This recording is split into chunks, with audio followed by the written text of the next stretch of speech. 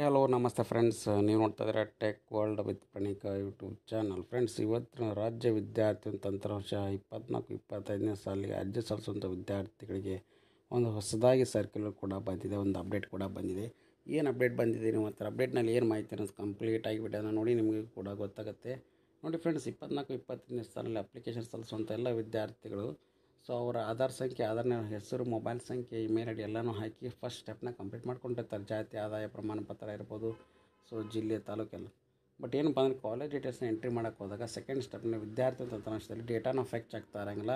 ನೀವು ಯಾರನ್ನು ಕೂಡ ಫೇಸ್ ಮಾಡ್ತಾ ಇರ್ತೀವಿ. ಈ ಬಗ್ಗೆ ಏನಪ್ಪ ಅಂದರೆ ಆದಷ್ಟು ಬೇಗ ತ್ವರಿತಗತಿಯಲ್ಲಿ ಸಾಲ್ವ್ ಮಾಡಬೇಕು ಅನ್ನೋ ದೃಷ್ಟಿಕೋನ ಇಟ್ಕೊಂಡು ಒಂದು ಅಫಿಷಿಯಲ್ ಸರ್ಕ್ಯುಲರ್ ಕೂಡ ಬಂದಿದೆ. ನೋಡಿ, ಇಲ್ಲಿ 12/9/2024 ನಿನ್ನೆ ತಾನೇ ಬಂದಿರತಕ್ಕಂಥ ಒಂದು ಸರ್ಕ್ಯುಲರ್ ಕಾಲೇಜ್ ಮತ್ತು ತಾಂತ್ರಿಕ ಶಿಕ್ಷಣ ಇಲಾಖೆ ವತಿಯಿಂದ.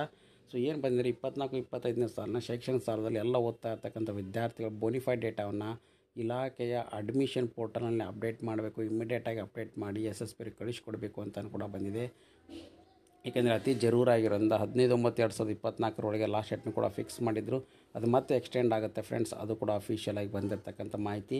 24-25ನೇ ಶೈಕ್ಷಣಿಕ ಸಾಲಿನ ರಾಜ್ಯದ ಎಲ್ಲ ಸರ್ಕಾರಿ ಅನುದಾನಿತ ಖಾಸಗಿ ಪಾಲಿಟೆಕ್ನಿಕ್ಗಳಲ್ಲಿ ಪ್ರಥಮ ಹಾಗೂ ತೃತೀಯ ಲ್ಯಾಟರಲ್ ಎಂಟ್ರಿಗಳ ಪ್ರವೇಶ ಪಡೆದು ವ್ಯಾಸಂಗ ಮಾಡುತ್ತಿರುವ ಅರ್ಹ ವಿದ್ಯಾರ್ಥಿಗಳು ರಾಜ್ಯ ವಿದ್ಯಾರ್ಥಿ ತಂತ್ರಾಂಶ ಆನ್ಲೈನ್ ಮೂಲಕ ವಿವಿಧ ಯೋಜನೆ ವಿದ್ಯಾರ್ಥಿ ವೇತನಕ್ಕೆ ಅರ್ಜಿ ಸಲ್ಲಿಸಲು ಅನುವು ಮಾಡಿಕೊಡಲು ವಿದ್ಯಾರ್ಥಿಗಳ ಬೋನಿಫೈಡ್ ಡೇಟಾ ಮಾಹಿತಿಯನ್ನು SSPಗೆ ಕಳುಹಿಸಿಕೊಡಬೇಕಾಗಿರೋದ್ರಿಂದ ಸಂಬಂಧಿಸಿದ ಪ್ರಾಂಶುಪಾಲರು ಉಲ್ಲೇಖಿತ ಪತ್ರದಲ್ಲಿ ತಿಳಿಸಿರುವಂತೆ ವಿದ್ಯಾರ್ಥಿಯ ದಾಖಲಾತಿಯನ್ನು ಕ್ರಮಬದ್ಧವಾಗಿ ಪರಿಶೀಲನೆ ಮಾಡಿ ಮಾಹಿತಿಯನ್ನು ತಾಂತ್ರಿಕ ಶಿಕ್ಷಣ ಇಲಾಖೆಯ ಅಡ್ಮಿಷನ್ ಪೋರ್ಟಲ್ನಲ್ಲಿ ಅತಿ ಜರೂರಾಗಿ ಅಪ್ಡೇಟ್ ಮಾಡಲು ಸೂಚಿಸಲಾಗಿದೆ ಅಂತ ಕೂಡ ತಿಳಿಸಿಕೊಟ್ಟಿದ್ದಾರೆ ಫ್ರೆಂಡ್ಸ್. ಹಾಗಾಗಿ ಎಲ್ಲ ವಿದ್ಯಾರ್ಥಿಗಳ ಮಾಹಿತಿನೂ ಕೂಡ ಅಂದರೆ ಇಮಿಡಿಯೇಟಾಗಿ ಅಪ್ಡೇಟ್ ಕೂಡ ಮಾಡ್ತಾಯಿದ್ದಾರೆ. ಹಾಗಾಗಿ ಅಪ್ಡೇಟ್ ಮಾಡಿದ ತಕ್ಷಣ ಇಮಿಡಿಯೇಟಾಗಿ ನಿಮ್ಮ ಡೀಟೇಲ್ಸ್ ಕೂಡ ಇಲ್ಲಿ ಫೆಕ್ಚ್ ಆಗುತ್ತೆ. ಹಾಗೆ ವಿದ್ಯಾರ್ಥಿ ಯಾರು ಅರ್ಜಿ ಸಲ್ಲಿಸಿದರೆ ಅವರೆಲ್ಲರೂ ಕೂಡ ಇದರಲ್ಲಿ ಚೆಕ್ ಕೂಡ ಮಾಡ್ಕೋಬೋದು. ಹಾಗಾಗಿ ರಾಜ್ಯ ವಿದ್ಯಾರ್ಥಿ ತಂತ್ರಾಂಶದಲ್ಲಿ ಅರ್ಜಿ ಸಲ್ಲಿಸುವಂಥ ವಿದ್ಯಾರ್ಥಿ ಲಾಸ್ಟ್ ಡೇಟ್ ಕೂಡ ಎಕ್ಸ್ಟೆಂಡ್ ಆಗುತ್ತೆ. ಈ ಮುಂಚೆ 15/9/2024 ಇತ್ತು. ಅದನ್ನು ಮತ್ತೆ ಅಫಿಷಿಯಲಾಗಿ 1 ಮಂತ್ ಎಕ್ಸ್ಟೆಂಡ್ ಮಾಡ್ತಾರೆ ಫ್ರೆಂಡ್ಸ್. ಇದು ಇವತ್ತು ಬಂದಿರತಕ್ಕಂಥ ಲೇಟೆಸ್ಟ್ ಆಗಿರ್ತಕ್ಕಂಥ ಅಪ್ಡೇಟ್ ಫ್ರೆಂಡ್ಸ್. ಹಾಗಾಗಿ ಲೇಟೆಸ್ಟ್ ಆಗಿರ್ತಕ್ಕಂಥ ಎಲ್ಲ ಚಾನಲ್ ಸಬ್ಸ್ಕ್ರೈಬ್ ಮಾಡಿ. Finally thanks for watching the video.